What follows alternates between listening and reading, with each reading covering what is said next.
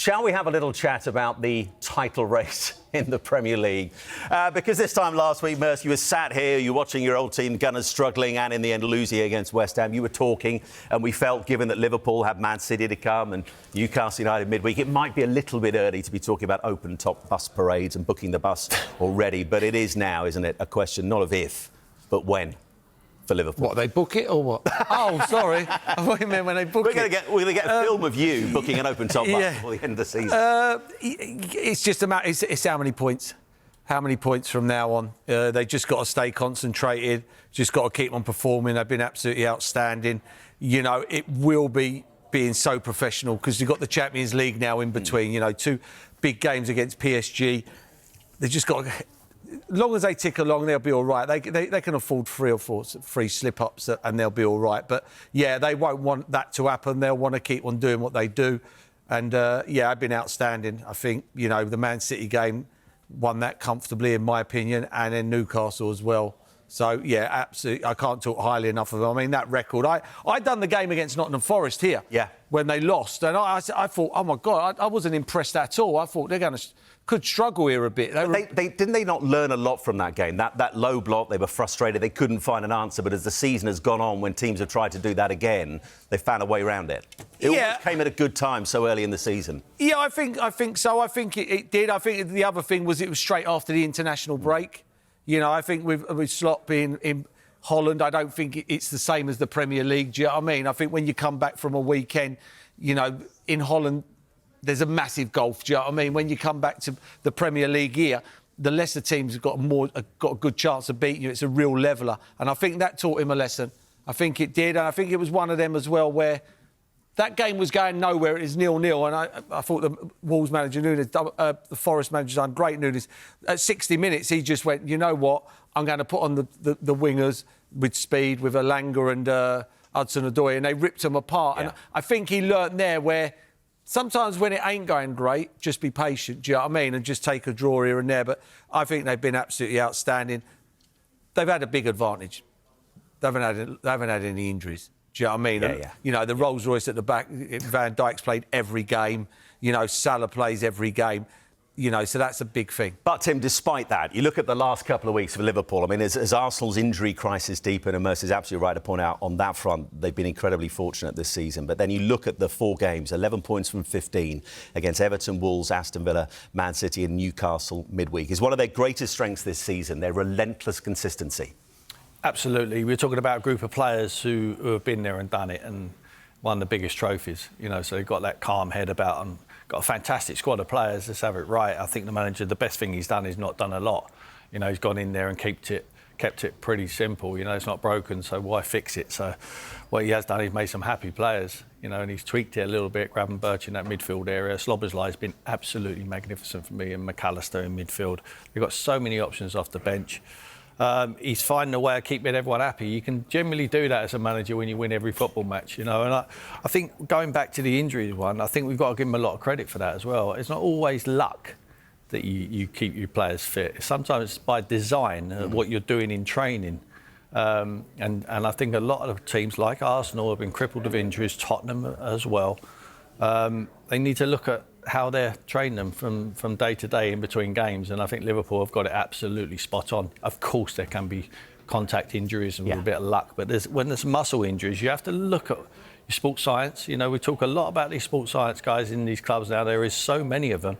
They need to do better, and the medical teams need to do better as well to keep them fit. Do you think though, with the injuries, it might be me, but a lot of these pitches, training grounds now, they're literally like that, but painted green. They're just beautiful, aren't they? Do you know what I mean? They're not. No one gets muddy, so you're constantly just pounding. I don't know if that's one of the reasons. It could be Merce, but I wouldn't think Liverpool are sloshing around in mud.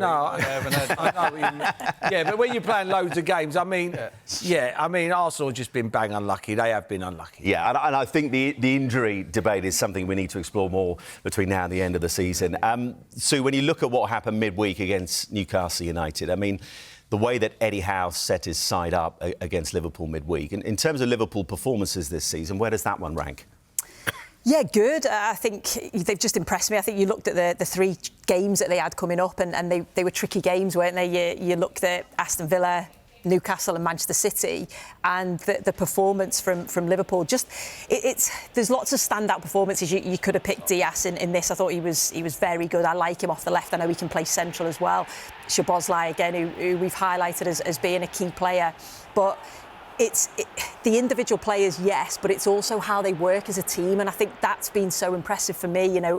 Exactly the same against Manchester City, but again, a really top quality finish. That midfield area has been key for Liverpool with Gravenberch and McAllister, Szoboszlai, that energy. But I think also Slot deserves a lot of praise. And in the stands for that game, and yeah, no it's problem. Just the way that he tweaks his system, the way that he'll bring certain personnel in for different games. Like when they played Manchester City, again, tweaked things slightly, and he does that in game. And the way that I suppose Liverpool can play different ways within a game, even, if they can go from back to front so quickly and cause teams so many problems, they can also have that controlled possession if they need to. They can sit back and be defensive, which they had to do against Manchester City. So they've got that ability to even tweak in-game. So there's so many positives for Liverpool. You could go on all day about them, the players, the manager, and obviously in a very good position at the moment.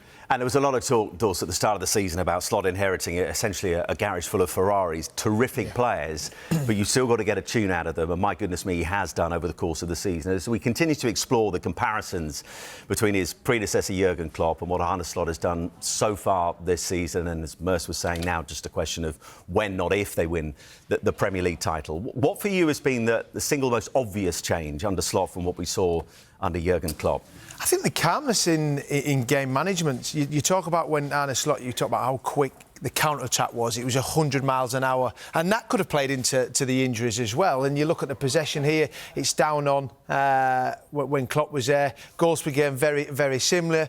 Shots per game is well down, because that's where your game management comes in at times when I've looked at them and they've been under a little bit of pressure, and they sit back, they surrender that. That's no problem. We'll defend as a team, we'll work right. Even against Manchester City, you go there and the wider players, they work tirelessly hard, incredible. We could talk about how good they are in the attacking third, but out of possession, they work as hard as any other team. And interestingly, double the amount of goals from fast breaks that we saw under Jurgen Klopp. 6 under him, 13 under Slot so far. Yeah. Would you have expected to see that at the start of the season?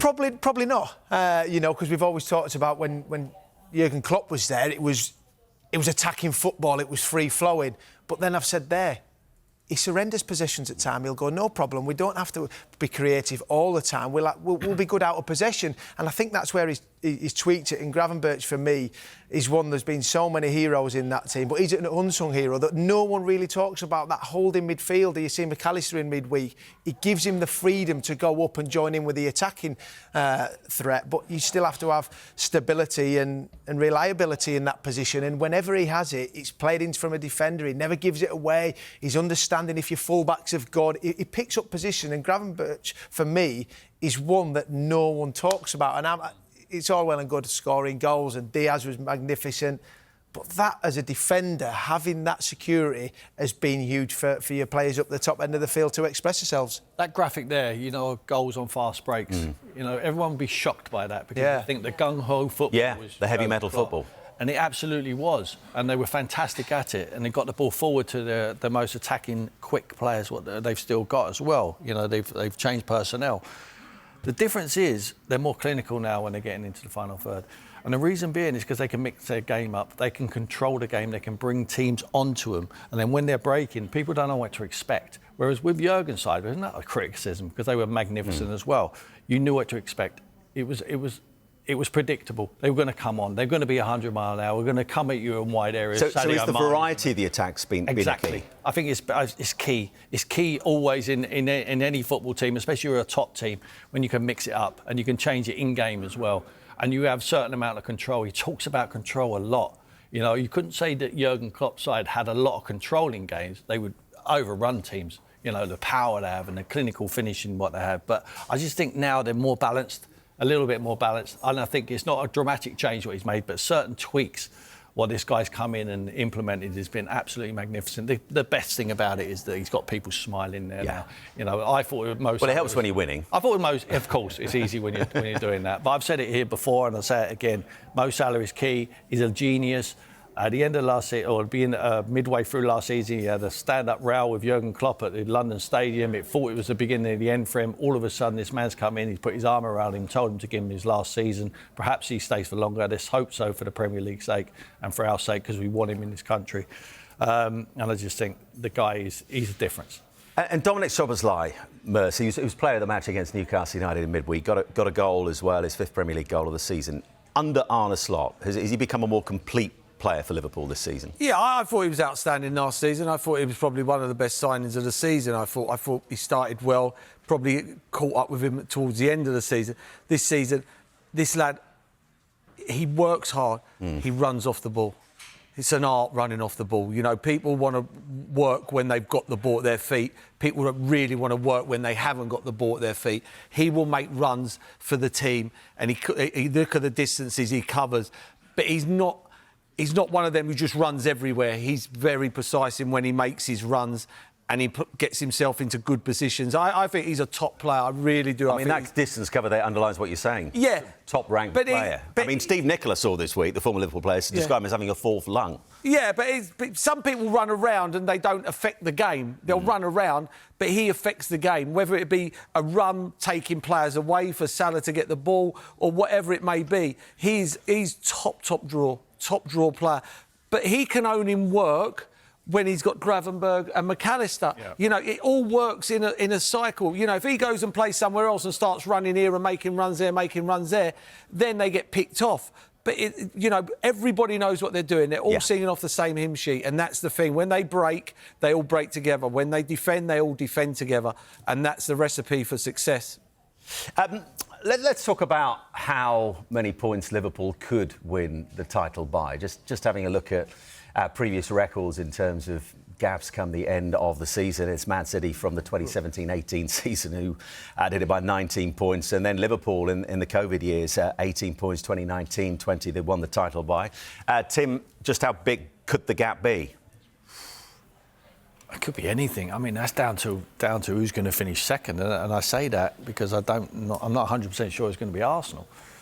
With the problems they have in attacking options, if Saka was to come back now, I think he gives them an extra boost, and they would go potentially on after the international break. They're talking about Saka coming. Well, that's not too bad. And that's encouraging for Arsenal fans. It's not going to be good enough, and it's too late to win the Premier League, but to finish in the top 3 and perhaps finish runners up, but it doesn't matter, doesn't it? It doesn't matter where you finish as long as you're in the Champions League spots if you're not lifting the trophy. So it could be anything, and it's not down to Liverpool. Liverpool will drop points between now and the end of the season, but it's who's going to pick up maximum points going in. I'm not sure anyone's going to be. I think it's only going to get bigger. That's the only thing I could say. I think the gap will only get bigger than what it is now.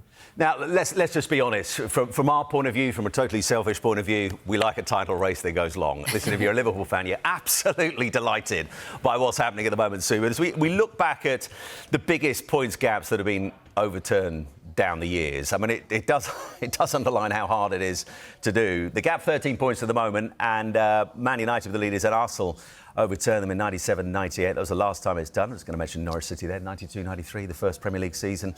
Man United, in the end, overturning a 12-point gap. I can't even believe I'm reading those kind of numbers about Norwich City. But, I mean, listen, it's unlikely. Can you give us any hope of a little twist along the way, or is it pretty much for you done? Yeah, I think most people do think it is, but it's funny because when you speak to Liverpool fans, even now, they're still saying, well... Hang on a minute, Arsenal have got a game in hand. If they win that, it goes down to 10 points. Tell Merce to stop talking about open-top buses. Yeah, we've got to play each other. If they win that, it could go down to 7 points, but can you actually see that happening? I think it's because of Arsenal's injuries and the way that, you know, the attacking line-up's so decimated. It's going to be difficult for them to continue to be absolutely perfect. And it's difficult to see Liverpool slipping up as well. I know they've, you know, dropped the odd point, but the fact they've only been beaten once this season in the Premier League, I think, just shows that the quality and the calibre that they've got.